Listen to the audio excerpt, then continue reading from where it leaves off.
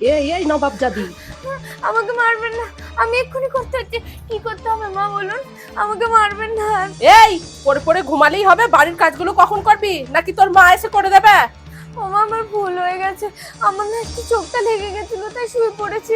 আমি এক্ষুনি সব কাজ করে দিচ্ছি, আপনি যান, আমি সব কাজ করে দেবো, অনেক তাড়াতাড়ি করে দেবো, কিচ্ছু দেরি হবে না। সব কাজগুলো যেন তাড়াতাড়ি হয়ে যায়, আমি গেলাম। উফ, উফ, প্রচন্ড ব্যথা করছে, মাজাটাই এত ব্যথা করছে, আমি তো পারছি না, কি করে যে আজকে কাজটা করবো। হে ভগবান, তুমি আমার কি পরীক্ষা নিচ্ছ?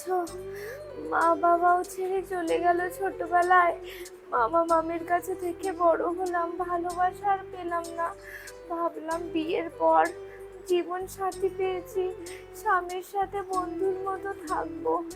এখনো পর্যন্ত আমাকে আমার স্বামীর সাথে ফোনে কথা বলতে দেয় না, সেই যে বিয়ের পর বিদেশে গেছে, এখনো অব্দি তার গলার আওয়াজটুকু আমাকে ওরা শুনতে দিল না। এ কি পরীক্ষা নিচ্ছ? আমার যে আর সহ্য হচ্ছে না, তুমি আমাকে শক্তি দিও যাতে আমি এগুলো সহ্য করতে পারি।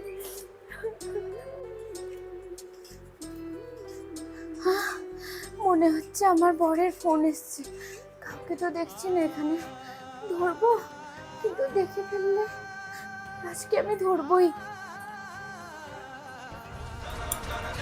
তোর তো আমি পরে দেখছি। হ্যাঁ হ্যালো বাবু, বল। তোর বউর কথা আর বলিস না, ও এখন ঘুমাচ্ছে। হ্যাঁ তারপর তুই খেয়েছিস তো? হ্যাঁ হ্যাঁ সব ঠিক আছে।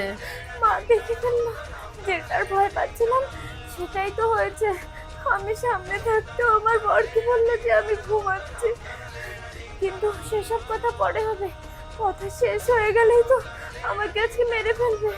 আমি তো হার পাচ্ছি না, মার খেতে খেতে আমি অনেক কমজোরি হয়ে গেছে, আমি কাজও করতে পারছি না, এরপর মার খেলে তো আমি কিচ্ছু করতে পারবো না, তখন আমাকে তো বাড়ি থেকে তাড়িয়ে দেবে, আমি কোথায় যাব?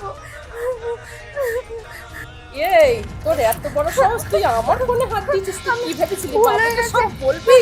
আমি আর করবো না। যদি আমার ফোনে হাত দিয়েছিস না, তোর হাতটাই আমি কেটে দেবো। আর করবো না।